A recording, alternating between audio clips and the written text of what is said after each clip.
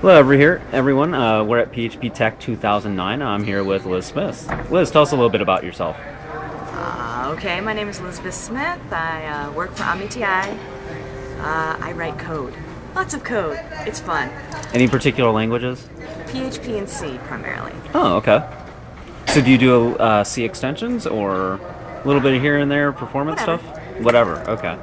Um, if I read the schedule correctly, you're doing a session on PHP-GTK. Could you tell us a little bit about that?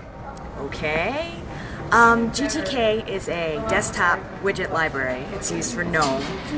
Most people have like an Ubuntu laptop. That's the stuff that's making all this stuff on your screen. What PHP-GTK is it's an extension for PHP, so you can write desktop applications with PHP. Advantages of this is you don't have to learn a new skill, to make a stupid Twitter client for your laptop or whatever. You can write fun tools. So it works similar to AIR in a lot of ways. Adobe AIR. Kind of. The biggest thing is like, if you're using a Linux box, especially a GNOME one, you already have all those libraries installed. You're not installing a whole separate runtime.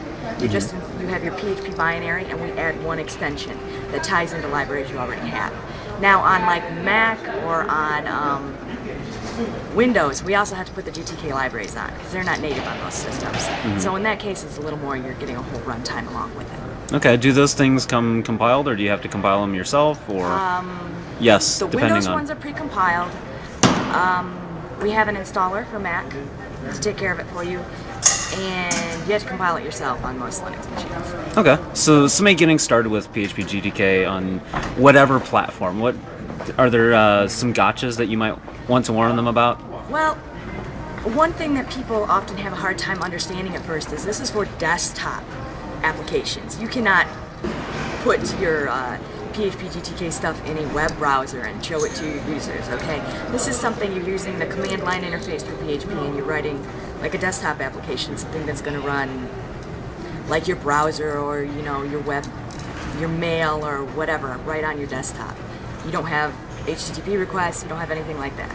So it's all sitting right there. So there's no AJAX. You're not No. dealing with latency. You're not dealing. Nope. Well, but since you have the entire PHP stack there Yes. available, you could do web services. You can do Yes. all kinds of A stuff. lot of people that we see this using for are using it for intranet stuff. They have a central server and they have little desktop applications for their users that talk to it. Instead of doing it in a browser, the biggest reason is, most of these people are usually moving from Windows applications that were written in like VB6. So this gives them a way to do it quickly and easily with PHP. And the other thing is they already have their web stuff usually written in PHP, so they can reuse all their own code on the back end. You don't have to rewrite everything, just the front. Oh, that's pretty nifty. So have you seen a strong move towards web services and sort of service-oriented architecture with that, or is that just sort of whatever? Whatever they feel like doing. Oh, okay. PHP-GTK is it's not really popular. Which I kind of find sad because, PyGTK, if you've ever heard of that, it's the Python GTK wrapper. It does basically the exact same thing only with Python. You'd be surprised at how many desktop applications on Ubuntu are written in that. Oh, wow, I didn't realize that. So, Okay. Well, Liz, thank you, and we're signing off from PHP Tech 2009.